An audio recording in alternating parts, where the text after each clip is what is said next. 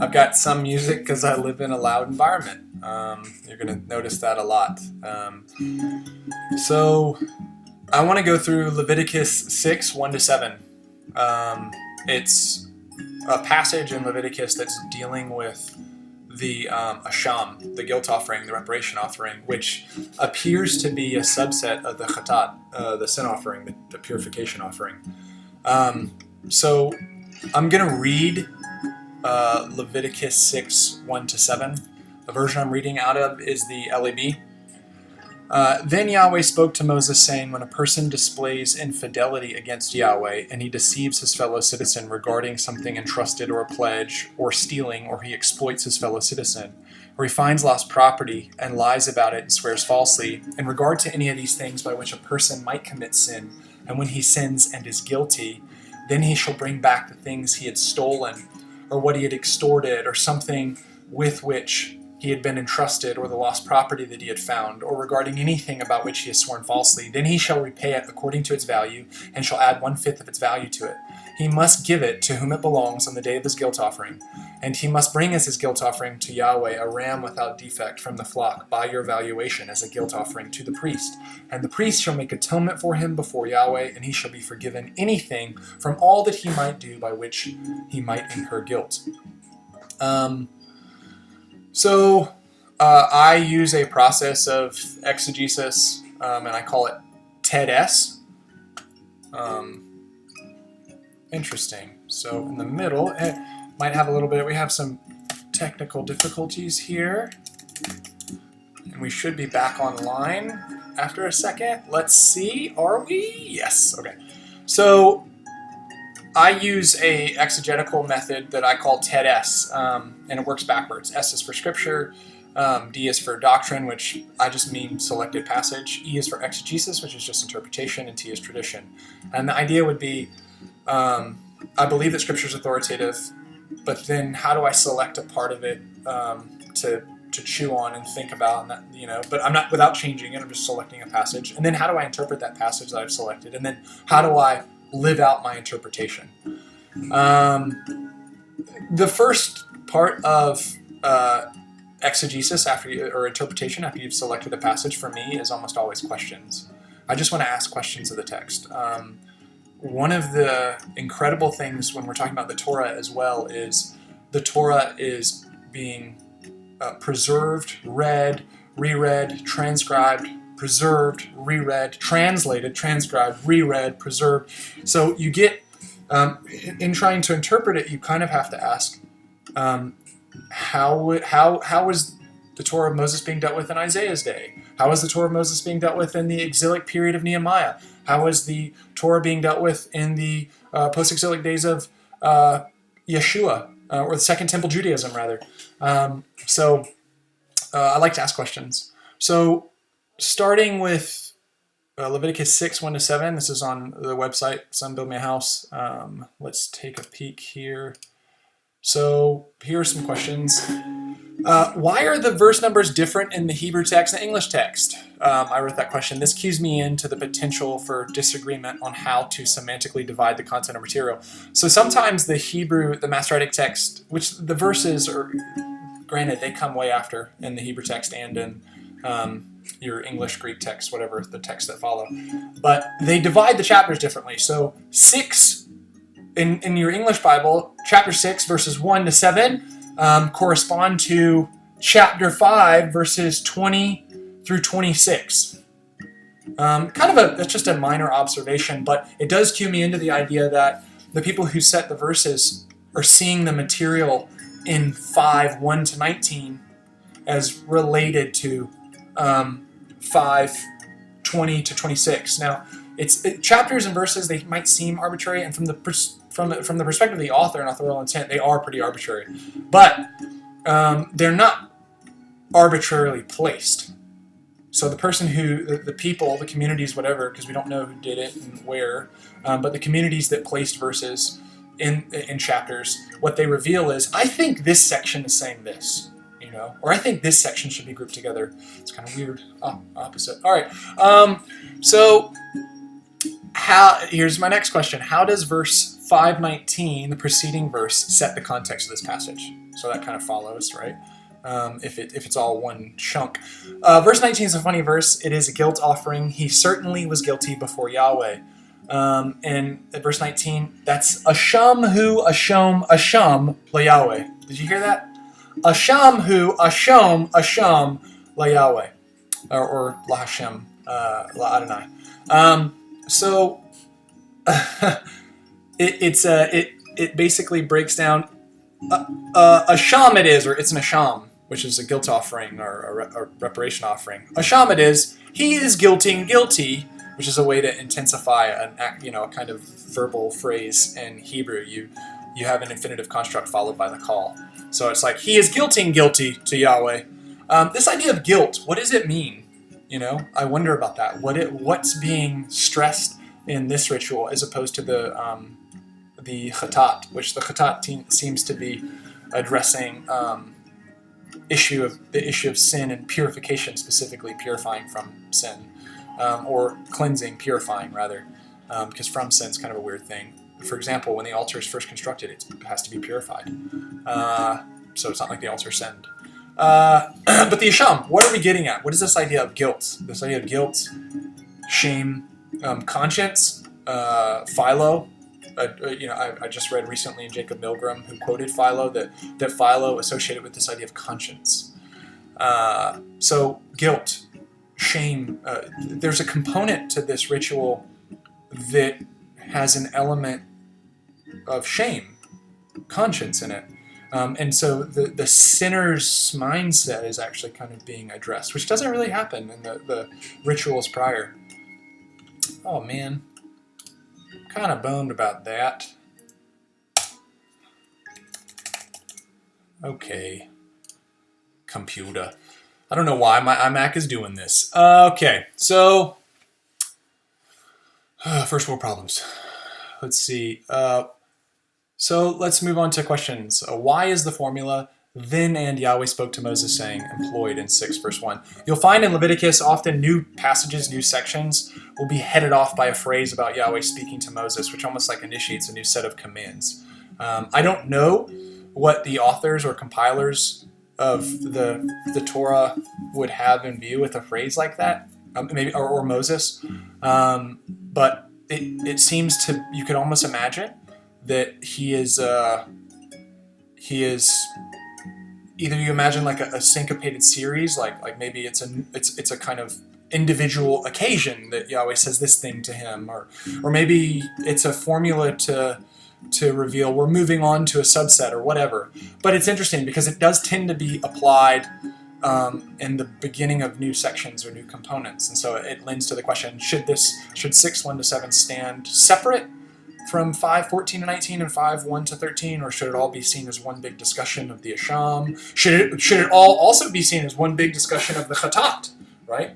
Where do I mereologically divide the line? Where do I make the incision? Is this passage supposed to be read as an extension of the discussion of Asham offering starting in 5:1-19 in your English Bibles? That's what I just said. Is the difference here that the Asham in 5:1-19? Oh boy, we gotta figure this out. Okay.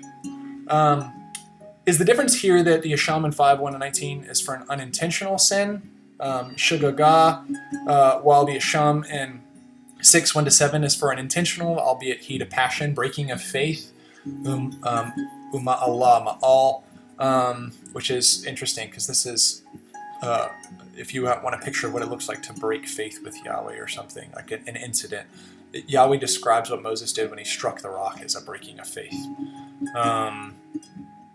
But here it tends to be, in 6:1-7, it seems to be associated with swearing oaths. So let's move on a little bit. Is this an extension of the prior? Yeah.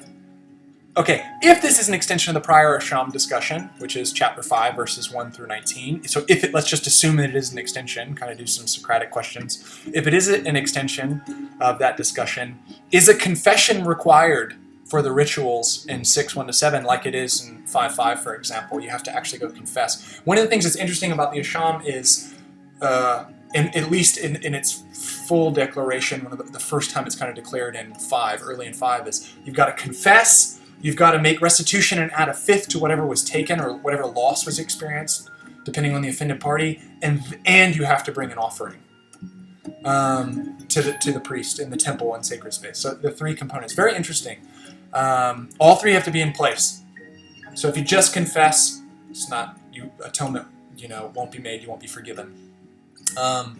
If you just make reparations to your neighbor, atonement isn't accomplished. If you just try to go to the temple and do the spiritual thing to God, atonement isn't accomplished. So you need all 3 in place, which I think is a really cool picture. I think, and again, as a side note, one of the reasons I'm interested in the Asham and discussing it is in Isaiah 53, it in verse 10, I think, it says,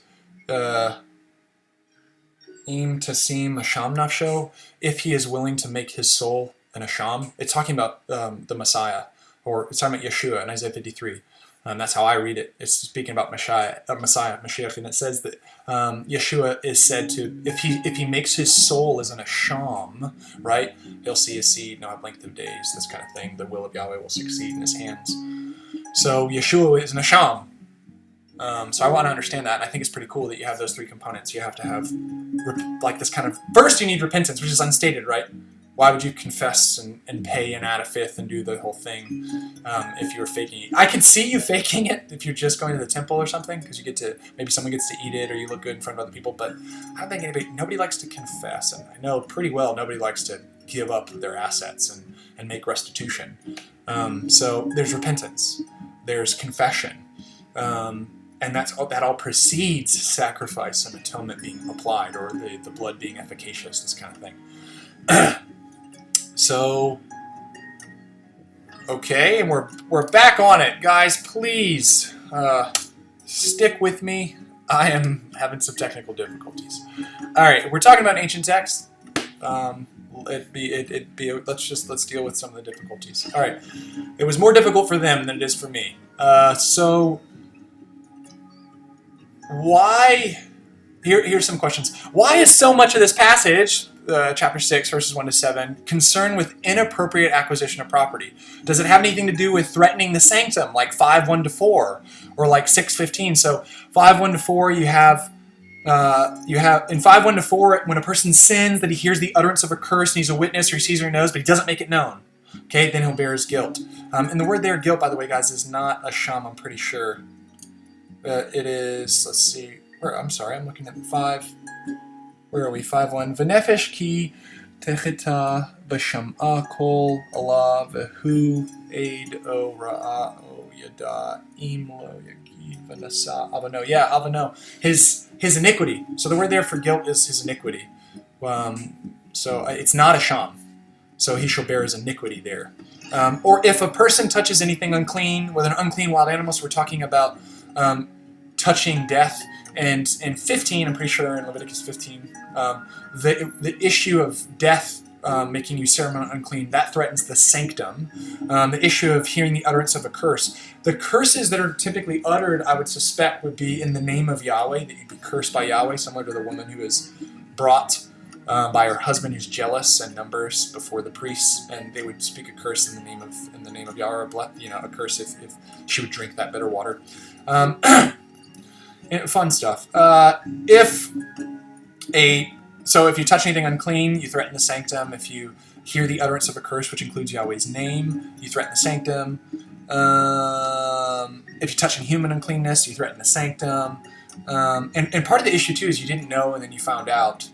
One of the reasons you'd bring a sham is you didn't know and then you found out. The problem with not knowing you were ritually unclean is ritual uncleanness within the Torah is contagious. You become a contagion, and the threat or the risk is you will pass your uncleanness, and unwittingly, if you pass your uncleanness to someone, they can unwittingly pass it, and then it threatens the sanctum. So again, when a person swears thoughtlessly with his lips, I would say that that's just shorthand way. It swears in the name of Yahweh thoughtlessly. So yeah, when he's become guilty of any of these, he has sinned regarding it, and he'll bring his guilt offering. So, so we have here, is it that's my question, is it threatening the sanctum? Does 6:1-7 have to do with the sanctum? And it's interesting to me because it's talking about property primarily in 6:1-7, which is not it seems like 5:14 to 19 is talking about a subset of property as well. It's just talking about the holy things.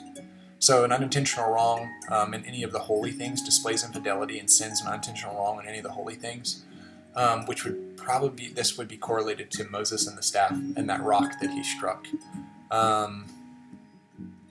Unintentional in the sense that it's shagir, like you're drunk. So you could be drunk with rage or drunk with, you're not thinking clear. This would be, in English, I think it correlates to the idea of something being second degree. Like sin is, I backed my car out my driveway and accidentally ran my neighbor over.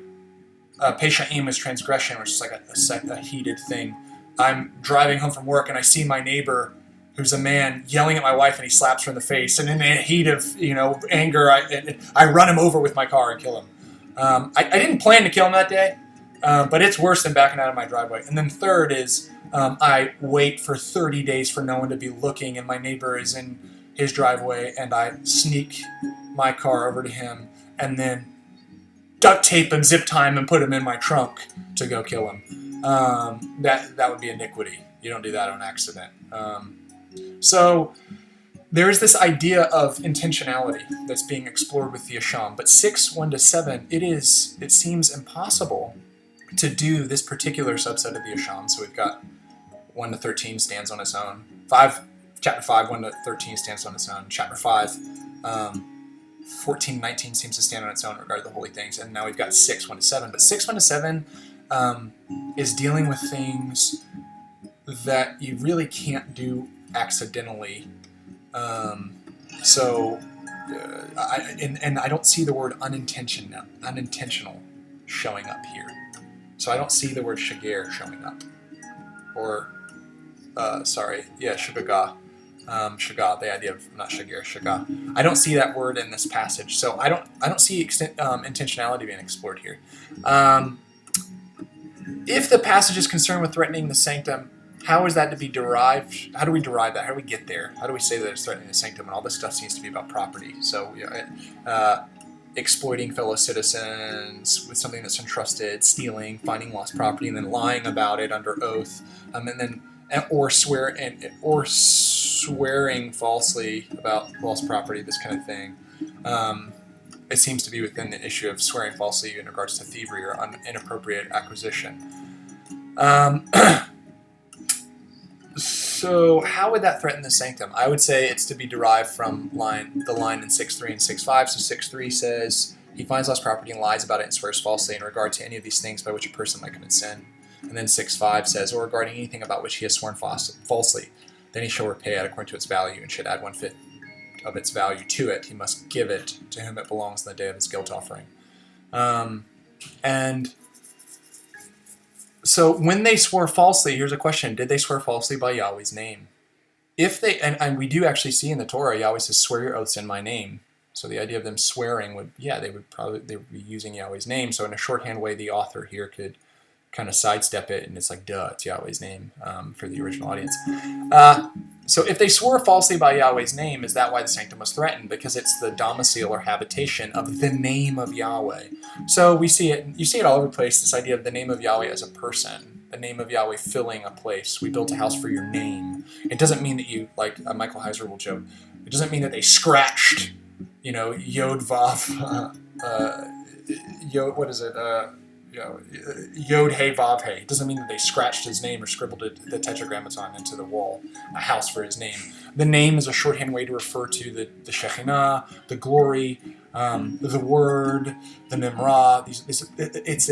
It is a direct localization of the presence of Yahweh. The name of Yahweh is a shorthand way for describing that. So it's like metonymy. So Leviticus 22:32, and you shall not profane my holy name, so that I may be consecrated in the midst of the Israelites. I am Yahweh who consecrates you. This idea of not profaning his name is directly associated with him being consecrated in the midst of the Israelites. Well, what does he mean in the midst of the Israelites? There are some obscure passages that seem to say when they go to battle, Yahweh will walk about in the midst of them. So like on a battlefield or something. And that kind of makes sense. That kind of makes sense, the idea that he would just be in the midst of them because he fights their battles for them, that kind of thing. But in addition to that, these kind of obscure passages like, hey, cover up your poop because I walk around on the battlefield, we do get the idea that he is located in the tabernacle. His glory appears there. What you're going to see in Leviticus, we're in Leviticus in chapter 16, you're going to see, hey guys, you can't go in past this certain point. It's after the death of Nadab and Abihu, I think. You can't go in past a certain point because I appear there between the cherubim on the ark.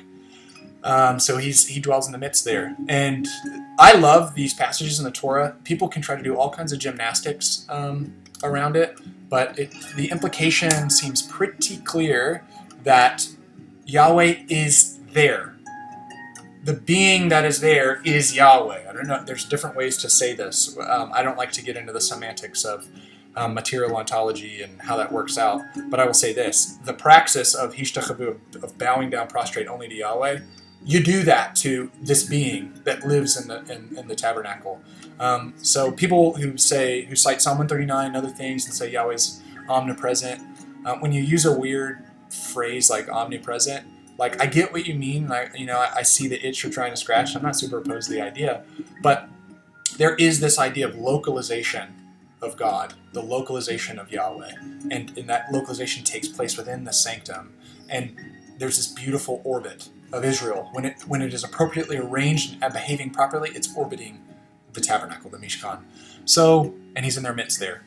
Leviticus 21:6, they shall be holy to their God. They shall not profane the name of their God because they are bringing near the offerings made by fire to Yahweh, their God's food, and they shall be holy.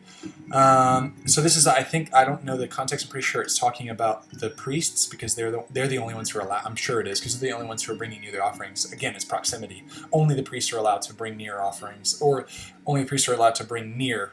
The whole idea of an offering is called a korban, that which is brought near, and only the priest can karav. Only the priest can approach or draw near to the altar, or even more than that, only the priest can go into the tent, which is an even greater level of proximity. But again, it's associating the name of God with the proximity of God and the altar in holiness. Leviticus 19:12, and you shall not swear falsely in my name, and so one of you profane the name of your God. I am Yahweh. So that one seems to be pretty direct. And so then this Asham offering seems to be dealing with profaning the name of Yahweh. Wow, that one froze at a really great place. You guys see that? That's awesome. That looked ridiculous. But I would say this. So there's this interesting idea that an Asham, in part, is dealing with mistreating the localization of Yahweh. I'm going to say that again. An Asham, part of what an Asham is fixing is mistreating the localization of Yahweh in sacred space. So that's pretty clear here. There are some other passages I'd recommend you to go to. Check out Samuel, where when the Philistines take the ark and treat it inappropriately, they put it in the little sanctum with Dagon. They end up trying to fix it because they get rats and tumors and the wrath of Yahweh breaks out on them. And the way they fix it is they come up with an Asham. And what's the Asham? It's gold. It's a monetized offering where they make, and I should make a video about this, but they make replicas of the rats and tumors and they call that an Asham. So the Asham is concerned with mistreatment of Yahweh's localization, that which threatens the sanctum, and making atonement for that, basically to keep the setup of Yahweh living among us going smoothly, because we want God here. That's the implication of all the Torah. Why are we going through all this trouble and writing all these rituals? Well, we want God to stay. We want God with us. And the idea, well, that's weird. We want God to stay. That's weird to Westerners, but they believed he was actually local. They believed he was not with other people. And guys, that's in your New Testament. Paul says the Gentiles are without hope and without God in the world. And he doesn't just mean that. He doesn't just mean that metaphorically. He partly means it in terms of kind of a location, an access is a really great way to say it, which is why we get all these like kind of locative spatial metaphors for what Yeshua affords us. So that is this. I think I have one more question. What does it mean to incur guilt, or what does it mean to be guilty? I think, I kind of explored that in the beginning, and I think I've asked more than enough questions. This is kind of a rambling video. Thanks, guys. Bless you.